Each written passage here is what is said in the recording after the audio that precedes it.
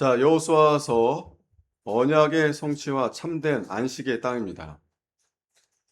역사적 사실을 넘어서 구속사적 의미와 성도의 삶으로라는 이 부제로 우리 여호수아를 함께 전체적으로 한번 살펴보도록 하겠습니다.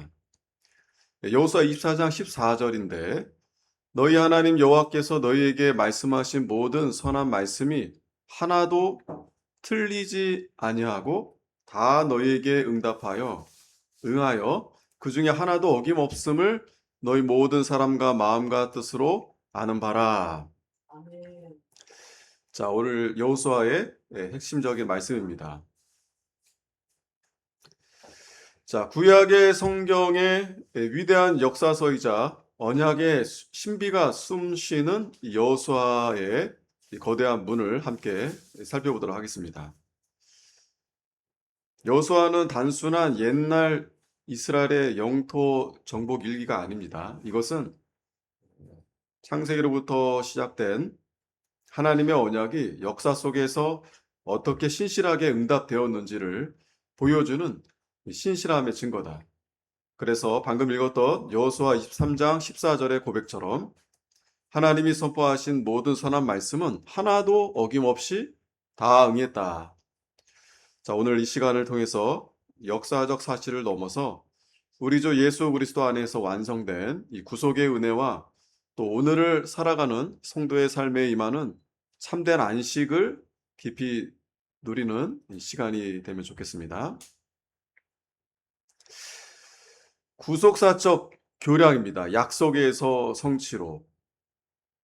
모세오경, 자, 율법에서 이제 여호수아가 이제 언약을 성취하게 되고, 그리고 역사서로 이어지는데, 자, 여기서 우리가 포인트는 이제 BC 1300년경에 이제 작성이 됐습니다. 여호수아가.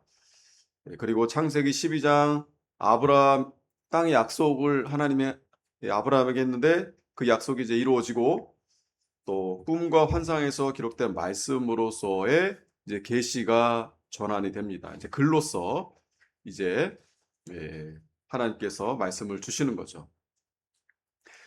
개혁주의 신학의 핵심은 바로 하나님의 언약과 성경의 통일성입니다. 여호수아는 구약의 전체 구조에서 매우 독보적이고 또 중대한 역할을 합니다.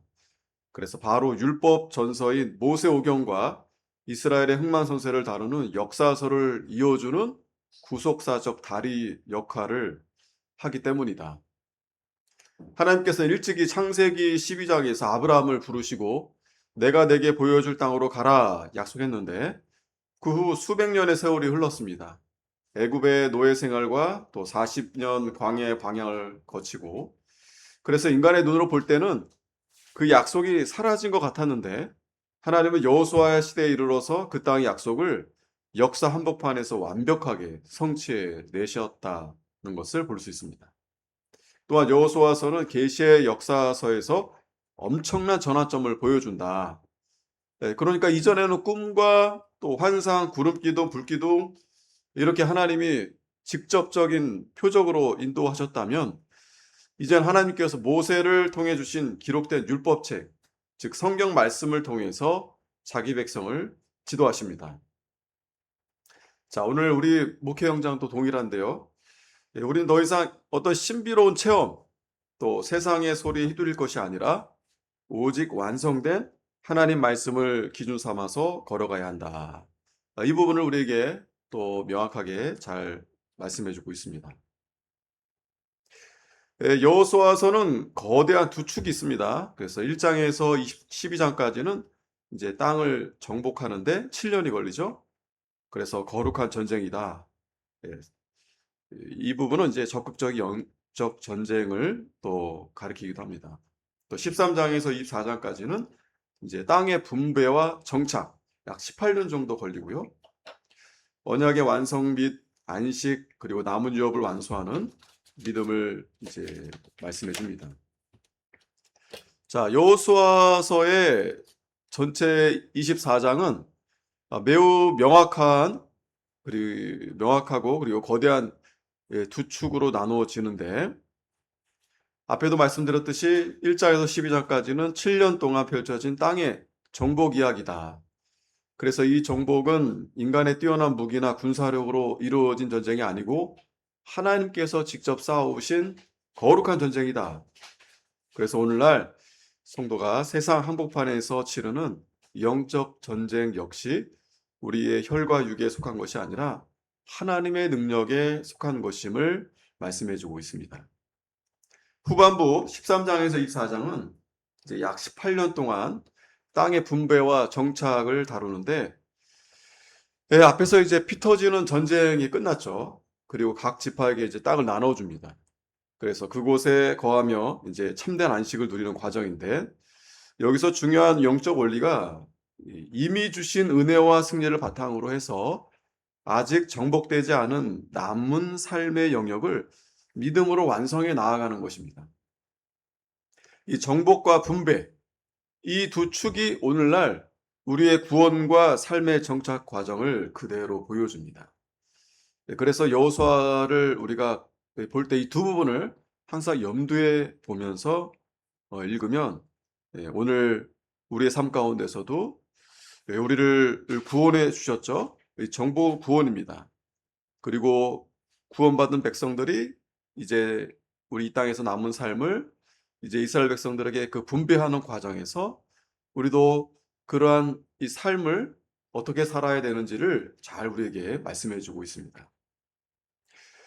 자, 입성 준비 1장에서 5장까지 보면, 자, 어떻게 하나님이 이스라엘 백성들로 하여금 가나안에 들어가게 하시는가 보면, 우리가 잘 알듯이 무기로 들어가는 것이 아니라, 무기가 뭐 좋아서 군인들이 훈련을 많이 받아서가 아니라 이 말씀, 그리고 무엇보다도 이제 그들의 이 정체성, 이러한 부분을 이제 우리에게 잘 말씀해 주고 있습니다.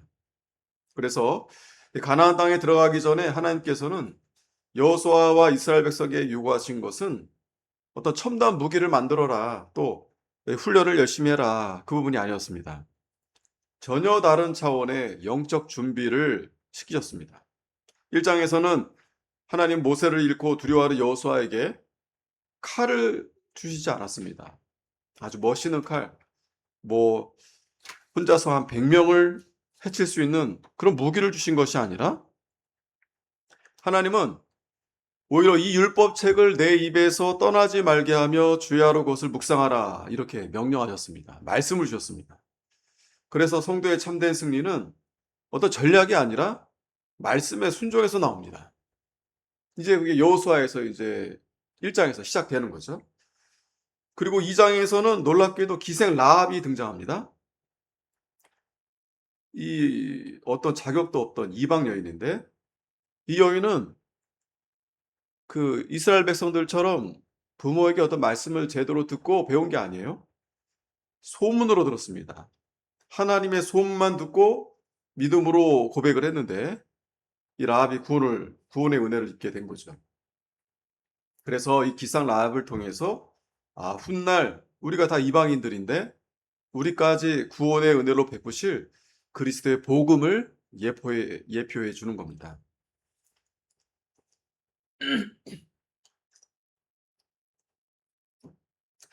3장에서 4장에 보면은 이제 요단강을 건너죠.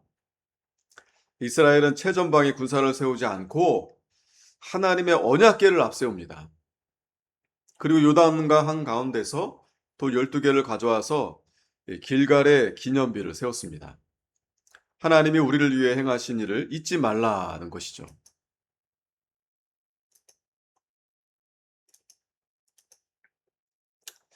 자, 마침내 5장에서 적진을 눈앞에 두고 하나님은 또 할례를 행하십니다.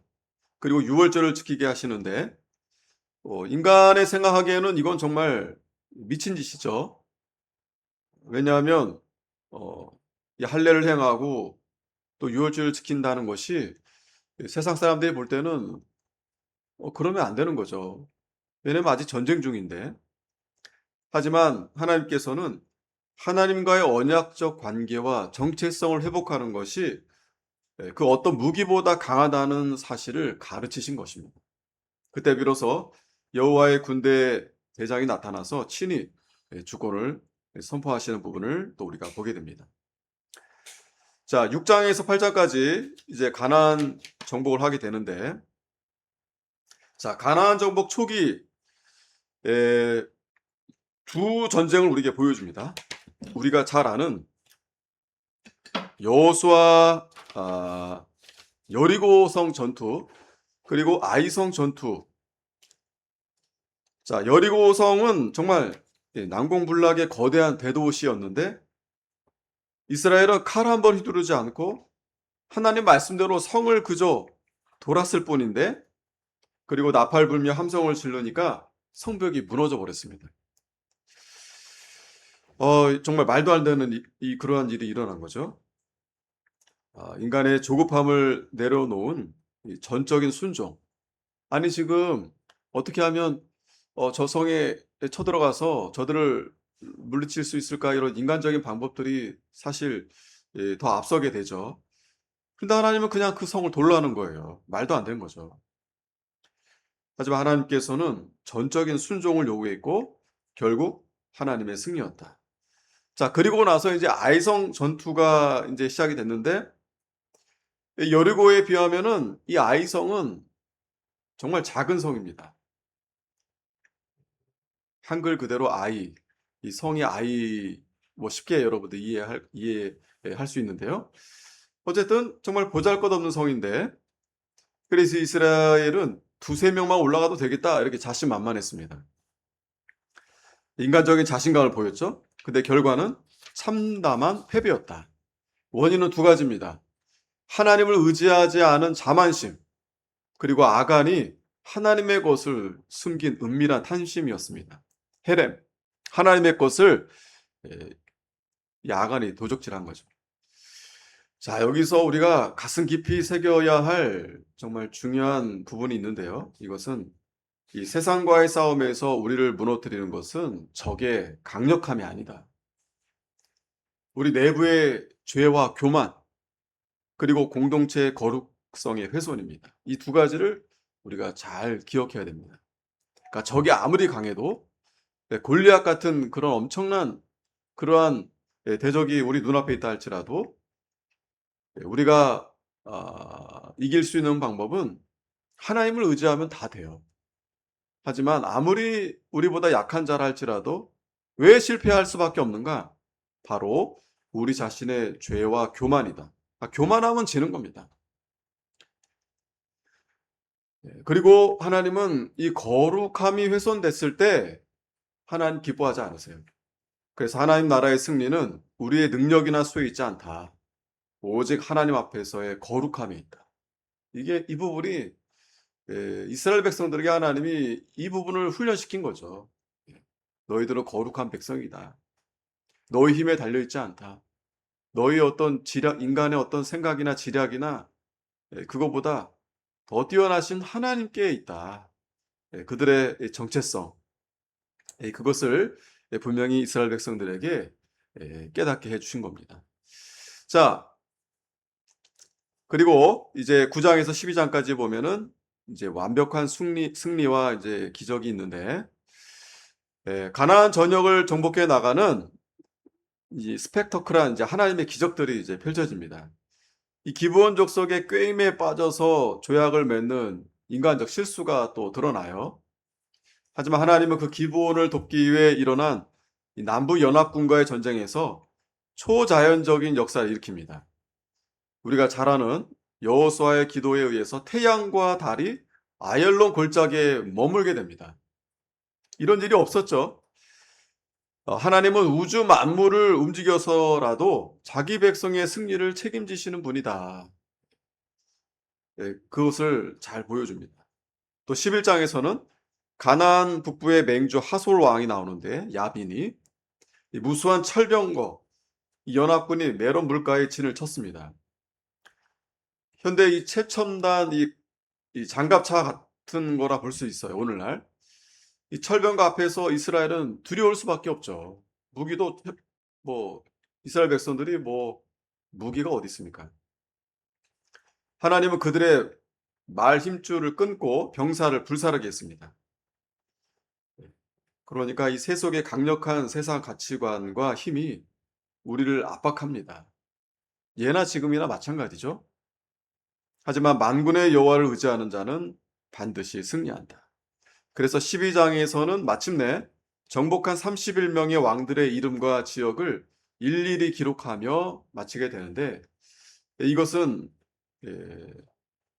어떤 종이에 뭐 쓸 게 없어서 이름을 이렇게 나열한 것이 아니라 하나님의 약속이 역사 속에서 단 하나도 빠짐없이 완벽하게 성취되었다는 이 공식적인 승리 보고서이자 언약적 결산입니다.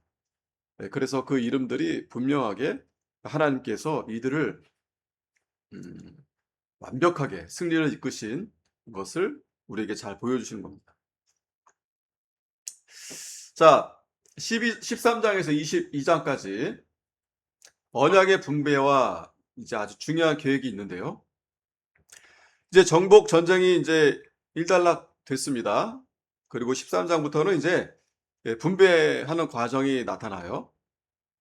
그래서 이 땅을 나누는 좀 지루해 보이는 과정이 이어지는데, 그러나 이 땅 분배 속에서 하나님의 놀라운 주권과 지혜가 이제 담겨 있습니다. 하나님은 이 땅을 분배할 때 각 지파의 힘이나 어떤 사람의 욕심 따라 결정하지 않게 하시고 제비를 뽑아서 분배하게 하십니다. 이 제비를 뽑는 일. 이 당시에는 이 제비를 뽑는 것이 우연이 아니라 하나님의 절대적 주권과 작정을 의미하는 거예요.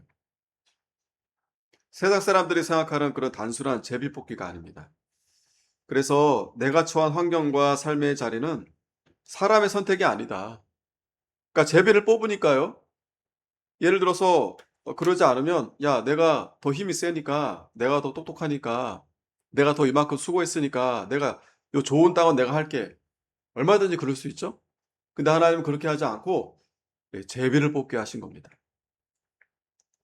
자, 그래서 하나님의 절대적 주권과 작정을 이제 그들에게 이제 나타내 보여주신 거죠. 그래서 그것을 어떻게 받아들여야 하는가 하면, 하나님이 나에게 가장 선하신 이 땅을 나에게 주셨다. 나에게 주신 것이 하나님이 나에게 가장 좋은 것을 나에게 맡겨주신 거다. 이런 은혜의 기업이다라는 것을 깨닫게 하신 겁니다. 오늘 우리도 이 부분을 좀 잘 생각하면 좋겠어요. 물론 우리가 더 수고한 만큼 뿌린 대로 어떤 우리가 열매를 맺을 수 있습니다. 하지만 그것조차도 하나님이 나에게 맡겨주신 것이다. 뭐든지 다 제비뽑기 하라는 말씀이 아닌 거죠. 우리가 모든 어떤 우리에게 주어진 것들이 하나님이 나에게 허락하신 것이다. 가령 우리가 어떤 일을 해서 얻는 것은 내가 수고해서 얻는 거지만, 그 외에도 그렇지 않은 부분들이 상당히 많습니다. 가령 우리가 부모를 제비 뽑을 수 없죠. 내가 원하는 사람 부모로 만날 수 없죠. 내 자녀도 마찬가지입니다. 내 자녀도 내가 내 마음대로 할 수 없는 거죠. 그리고 그와 비슷한, 그러니까 내가 선택할 수 없는 부분들이 상당히 많습니다. 여기 우리가 이렇게 한국에 태어난 것도 우리가 선택한 게 아니죠. 근데 우리는 그런 부분보다 그건 어쩔 수 없고, 내가 어떤 노력해서 내가 수고해서 얻은 것만이 이건 정말 내 거다. 내가 한 거다. 응당 내가 노력해서 이런 대가를 내가 받는 건 당연하다. 이렇게 생각할 수 있는데, 그게 틀리단 말씀이 아닙니다. 하지만 하나님이 우리에게 주신 은혜에 비교하면 그건 아무것도 아니거든요. 또 그거조차도, 내 수고조차도 하나님 우리에게 건강도 허락해 주시고 그런 여건을 주셨기 때문에 된 거지, 단순히 나만의 노력으로 된 것이 아니다. 따라서 이스라엘 백성들에게도 마찬가지입니다. 가나안에 그들이 들어가게 된 것은 순수한 그들의 노력으로만으로 해서 들어가게 된 게 아니다라는 거죠. 하나님의 전적인 은혜가 아니었다면 그들은 한 사람도 들어갈 수 없었던 거죠. 그래서 그들에게 끝까지 이렇게 제비를 뽑아서 분배한 이유가 하나님의 절대적 주권과 작정을 그들에게 알게 하시고, 따라서 그들이 하나님의 은혜다. 골짜기를 얻었던, 좋은 땅을 얻었던, 나쁘고 좋고 그걸 떠나서 어쨌든 하나님이 나에게 가장 좋은 기업을 주셨다. 은혜의 기업이다라고 깨닫게 해주신 겁니다. 22장에서는 요단 동편 지파들이 돌아가면서 요단 강가에 거대한 제단을 쌓는 사건이 이제 발생하는데, 이 서편 지파들은 이것을 우상 숭배나 공동체 분열의 시도로 오해하면서 이 전쟁 직전까지 이제 가게 됩니다. 그러나 이제 확인해 보니까 그 제단은 배교의 제단이 아니었고, 그들이 이제 멀리 좀 떨어져 있다 보니까 우리도 동일한 하나님의 백성이다라는 것을 증거하기 위해서 엣 제단, 그러니까 이게 증거거든요. 이 증거 제단을 쌓았던 겁니다. 그거를 확인 안 했다면은 이제 전쟁이 일어날 뻔했죠. 우리도 간혹 이제 오해와 편견이 있을 수 있어요. 그걸 확인해 봐야죠. 왜 그렇게 했는지. 그렇지 않고 스스로 판단하고 스스로 이렇게 오해하고 그러면 이렇게 잘못된 그런 방향으로 그렇게 치닫을 수 있습니다. 진리 안에서 우리가 서로 이해하고 성령이 하나 되게 하신 공동체를 끝까지 지켜내야 됩니다. 생각이 좀 다를 수 있어요. 다른 게 틀림이 아니죠. 하지만 잘못된 것은 분명히 잘못된 겁니다. 그런데 그것을 정확하게 그런 어떤 확인과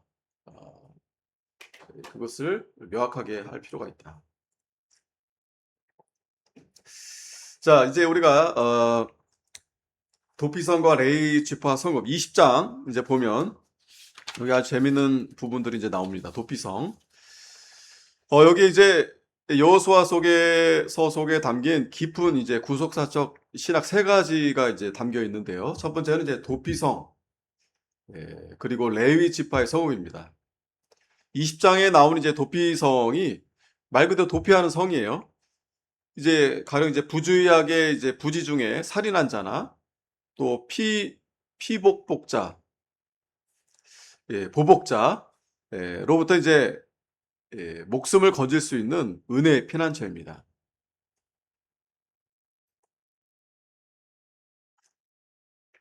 이 요단 동편과 서편에 이제 세 개씩 이렇게 두었거든요. 그래서 누구나 쉽게 접근할 수 있는 곳에 이제 설치되었습니다. 그러니까 도피성으로 도피하면 이제 사는 거예요. 어떤 잘못을 했어도.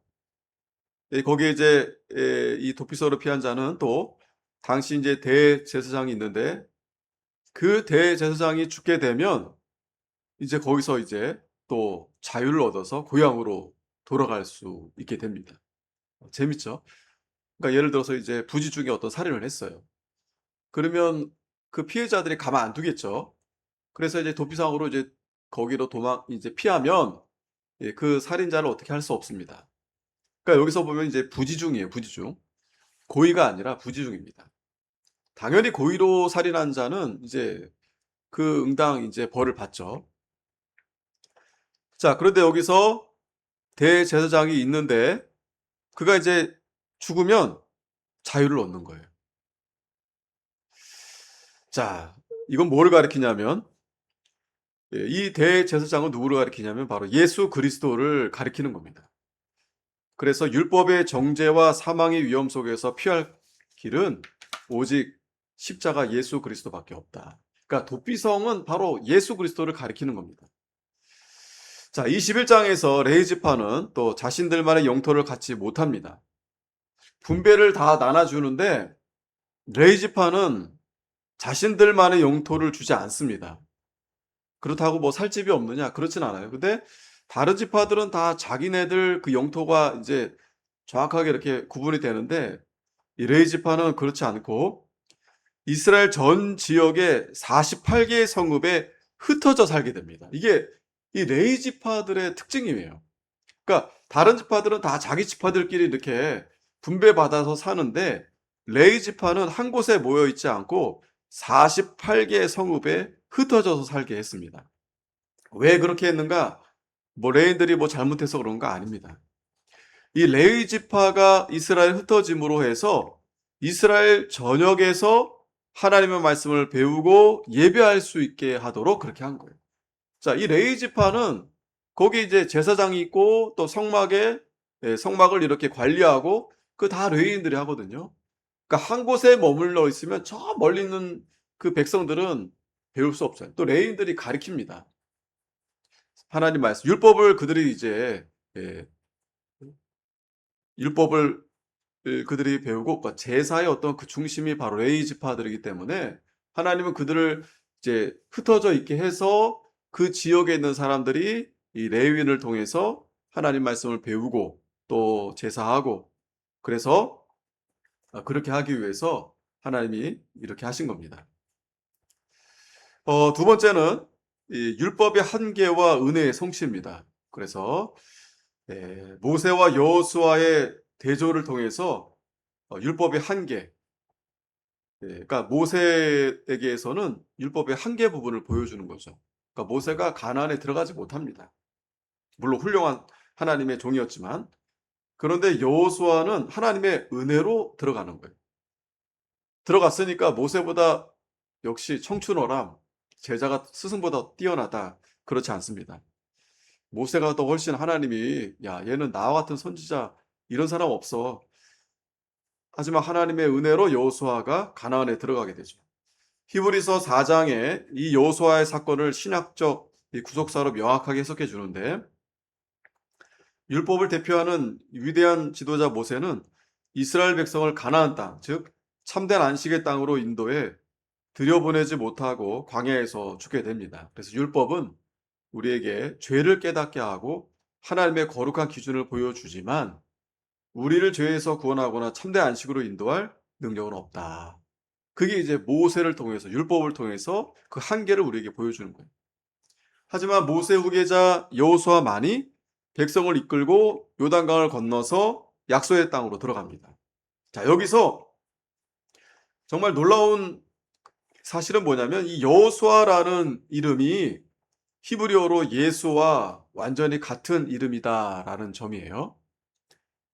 여호수아, 우리가 한글로 여호수아, 예수 이렇게 다르다, 비슷해 보이는데 다르다 이렇게 보이지만 사실은 예수와 이렇게 불러져요. 그러니까 같아요. 히브리어로 이렇게 부르면 그 뜻은 여호와는 구원이시다. 네, 그래서 이 모세 율법이 할 수 없는 것을 은혜의 예수 그리스도 예수와께서 완벽하게 이루셨다. 네, 그래서 우리가 누리는 구원과 마음의 평강, 즉 영원한 하나님 나라의 안식은 나의 행위나 공로가 아닌 오직 예수 그리스도의 십자가 은혜로만 주어진다라는 것을 우리에게 분명히 알려줍니다. 자, 세 번째, 이 구속사적 신학에서 보면 하나님 나라의 이미와 아직. 그러니까 하나님 나라가 이미 왔는데 아직이다. 그래서 이미와 아직, 이거 뭐 흔한 얘기인데요. 여호수아 21장 44절을 보면 여호와께서 그들의 주위에 안식을 주셨으되 여호와께서 그들의 모든 원수들을 그들의 손에 넘겨주셨으므로라고 이제 말씀을 합니다. 그러니까 이미 승리했어요. 이미 땅을 주셨습니다. 그 이미, 그러니까 이미 우리는 구원을 얻었어요.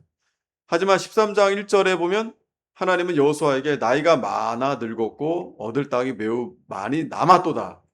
아니 이미 다 주셨다고 했는데 또 남아있다라고 이제 말씀을 하는 거죠. 이거 모순처럼 보이는 거죠. 아니 다 얻었다라고 했는데 뭐 또 남아있다. 이건 뭐지? 자, 이것이 오늘 이제 우리 신약 시대를 살아가는 우리 성도의 영적 현실을 보여주는 겁니다. 예수 그리스도의 십자가와 부활로 이미 마귀의 권세를 다 깨뜨리셨어요. 우리에게 승리와 하나님 나라를 선물로 주셨습니다. 이미.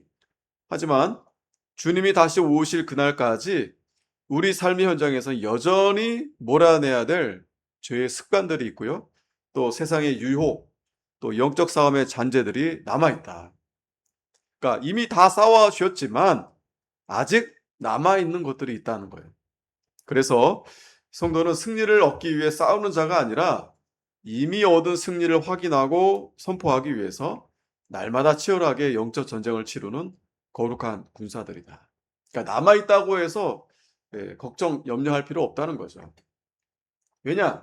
이미 승리는 결정되었기 때문에. 그럼 남아있는 것들은 어떻게 우리가 해결할 수 있는가? 이미 예수님의 십자가의 보혈로 이미 다 이겨 놓으셨기 때문에 우리는 그 믿음으로 어, 그걸 우리를 하나님께서 훈련시키는 겁니다. 만들어가게 하시는 겁니다. 예, 우리가 할 수 있는 일은 믿음으로 하나님의 언약, 신실하심을 의지하고 말씀대로 순종하면 된다는 것을 우리에게 말씀해 주고 있는 거죠. 자, 그러면 이제 우리가 이 여호수아에 대한 말씀을 어떻게 우리 삶에 적용할 수 있을까? 첫 번째는 이 갈렙의 믿음에 담대한 도전입니다. 여호수아 14장에 보면은 이제 85세 노장이 된 갈렙이 여호수아 앞에 나옵니다. 아주 유명한 부분이죠. 그래서 그가 이제 여호수아에게 할아버지 노인이야 85세. 그날에 여호와께서 말씀하신 이 산지를 지금 내게 주소서. 이제 죽을 날이 얼마 남지 않은 것 같은데 갈렙이 담대하게 가서 달라는 거예요. 그가 요구한 헤브론 산지는 쉬운 땅이 아니에요. 좋은 땅이 아닙니다. 가장 험준한 산악 지형이었고 또 안악자손 거인들이거든요. 그리고 그들이 이제 견고한 성읍을 지키고 있는데 그 위험한 것을 달라고 한 거예요. 그러니까 이 할아버지가 갈렙이 자기가 가서 그것을 얻겠다는 거예요. 자, 젊은이들은 다 기피합니다. 굳이 위험을 무릅쓰고 그런데 이 85세 할아버지 갈렙이 담대하게 나가 했는데 그 비결은 무엇인가? 바로 나이나 환경, 눈앞에 어떤 거대한 문제를 보지 않고 45년 전, 그러니까 광야에서 하나님이 자신에게 주셨던 그 말씀과 약속을 바라보았기 때문에 이 갈렙이 용기를 얻은 거예요. 아멘. 우리도 마찬가지입니다. 다 편안하게 살기를 원해요. 굳이 그렇게 내가 수고할 필요 있나? 내가 왜 희생해야 되나? 그런데 거기에 우리가 안주하게 되면은 나태하게 됩니다. 예, 그 오디세이아에서도 보면은 이제 고향에 돌아가는 여정에서 사람들이 어떤 지역에서는 환대를 해줍니다. 여기 막 음식도 해주고 쉬어다 가라고. 근데 거기에 거쳐 갈 때에는 집에 가고 싶은 마음이 없어지는 거예요. 왜? 너무 좋으니까, 편안하니까. 그런데 오히려 환대가 아니라 적대. 갔더니 막 사람들이 막 위협하고 막 전쟁하려고 그러고 이제 그런 곳에 만나면은 얼른 막 다시 돌아가고 싶은 거예요, 고향으로. 그러니까 원래 가던 길을 다시 가고 싶어 하는 거예요. 인간이 그렇습니다. 우리도 편안하게 죄는 아닙니다. 근데 거기에 안주하게 되면은 우리가 정말 해야 될 일을 하지 못하게 되는 거예요. 생각조차, 마음조차 해이해지게 됩니다. 그런데 어려움을 만나잖아요? 정신이 번쩍 들어요. 우리가 다 이제 본향에 가야 되는데 예, 이 땅에서 편안하게만 살다 보면 본향에 가고 싶은 마음이 없어요. 하나님과 가까이 하고 싶지 않습니다. 왜? 이 세상에 쾌락과 얼마나 좋은 것들이 많은데 여기서 더 오래 살고 싶지 하나님 앞에 빨리 가고 싶지 않아요. 그런데 여러 가지 고난과 어려움을 만나면 어때요? 빨리 가고 싶다. 몸에 병이라도 들면 너무 힘들다. 빨리 내 하나님 앞에 가고 싶다. 그런 마음이 들게 되죠. 그러나 좋은 환경이든 어려운 환경이든 하나님께서 다 합력해서 우리를 선을 이루게 해 주십니다. 그러니까 아멘. 그러한 그 환경을 우리가 잘 알고 어떻게 대처해야 되는가. 바로 하나님 말씀대로 우리가 여호수아를 통해서 이 갈렙처럼 하나님의 신실한 그 언약을 약속을 바라봐야 된다. 그렇지 아멘. 않으면 난 나이가 많아요. 난 환경이 어려워요. 난 돈도 없어요. 자꾸 핑계만 대는 거죠. 네. 하지만 하나님이 나에게 명하신 영적 헤브론, 그러니까 갈렙이 저 험준한 저 산지를 분명히 하나님 나에게 주실 것이다. 그 약속, 그걸 믿고 우리도 담대히 나아가야 되겠습니다. 자, 이제 삶을 지탱하는 네 가지 영적 기둥이 있는데요. 첫째는 말씀의 기둥입니다. 여호수아 1장 8절에 세상의 어떤 스펙, 인간적 수단, 참 이게 뭐 무시할 수는 없어요. 기왕이면은 좋은 대학, 좋은 스펙 좋죠. 또 인간의 수단이 필요합니다. 하나님 이걸 다 무시하는 게 아니에요. 이게 일반 은총입니다. 우리에게 필요합니다. 하지만 그것 때문에 하나님의 말씀에서 우리는 떠나면 안 된다. 그걸 우리에게 알려주는 거예요. 그러니까 하나님 말씀을 떠나지 않으면서 스펙도 쌓고 인간적 수단적 방법도 할 수 있지만 그게 쉽지가 않습니다. 뭐 둘 중에 하나 포기하라는 말씀이 아니에요. 하나님의 말씀을 입에서 떠나지 않게 하는 게 중요하다. 그 말씀을 우리가 늘 묵상하면서 열심히 스펙도 쌓는 겁니다. 여러 가지 계획도 세우고 방법도 할 수 있어요. 그런데 그것 때문에 하나님의 말씀을 떠나서는 안 된다. 그렇기 때문에 여호수아 1장 8절에서 하나님이 여호수아에게 신신당부하신 말씀이 늘 그 말씀을 주야로 묵상해라. 말씀에서 떠나지 말아라. 두 번째는 거룩의 기둥입니다. 여호수아 7장에 보면 아무리 작아 보이는 죄라도 내버려두면 나와 내 가정을 무너뜨리게 된다. 이 아간의 탐심. 아무도 몰랐어요. 아간만 알고 있었습니다. 그런데 그 죄 때문에 결국 그 공동체 전체가 패배하고 마는 거예요. 저 사람이 잘못한 건데 왜 나와 무슨 관계가 있는가? 그렇지 않습니다. 우리는 예수님과 더불어 다 지체, 다 하나예요. 그러니까 저 사람이 잘못되면 그 잘못이 뭐 내가 진 건 아니지만 그 영향이 우리에게 함께 할 수 있는 거예요. 그러니까 모든 게 마찬가지입니다. 저 사람이 아프면 우리도 아플 수 있고요. 그렇기 때문에 우리가 이 거룩을 우리가 항상 이렇게 정체성을 잃어버리면 안 된다. 셋째는 믿음. 이 갈렙처럼 이 여호수아 14장에 세상의 거대한 벽 앞에서도 위축되지 않고 약속의 말씀을 붙들고 이 도전하는 믿음. 이 갈렙과 같은 신앙 참 우리가 필요한데 우리가 기도를 많이 해야 되겠습니다. 그래서 우리가 나태해지지 않도록 이 믿음을 잃어버리지 않도록. 마지막 네 번째는 결단. 24장에 세상과 하나님 사이에서 양다리에 걸치는 이 미지근한 신앙을 버리고 오직 여호와만을 섬기기로 결단하는 그러한 우리가 되어야 되겠습니다. 이 네 가지 기둥이 우리 삶과 가정에서 또 교회를 굳건히 지탱하는 그러한 기둥이 되어야 되겠습니다. 자, 23장에 4장까지 마지막 부분에 보면은 이제 세겜 언약이 나오는데 여기서 이제 여호수아가 이제 임종을 앞두고 이제 마지막 유언이자 결단을 촉구합니다. 그래서 여호수아는 세겜에 이제 다 백성들을 모아둬요. 그리고 그들의 마음을 강렬하게 흔드는 질문을 던집니다. 만일 여호와를 섬기는 것이 너에게 좋지 않게 보이거든 너희가 섬길 자를 오늘 택하라. 세상의 우상이든 물질이든 내 욕망이든 택하라. 그러나 나와 내 집은 오직 여호와만을 섬기겠노라. 아멘. 자, 이것은 3000년 전 이스라엘 백성에만 던진 질문이 아니라 오늘 우리에게도 마찬가지죠. 우리에게는 정말 세속화, 타협, 유혹 얼마나 많습니까? 오늘 우리는 무엇을 의지하고 있는가? 우리의 가정은 무엇을 최우선 위에 두고 있는가? 오늘 이 시간에 여호수아와 같이 나와 내 집은 오직 여호와 하나님만을 섬기노라 이렇게 담대히 결단하는 은혜가 있어야 되겠습니다. 자, 이제 마무리인데요. 우리가 이 세 가지 질문을 한번 생각해 보면 좋겠습니다. 첫째는 우리가 삶의 경계선에서 두려워할 때 나를 일으켜 세워준 하나님의 약속 무엇인가?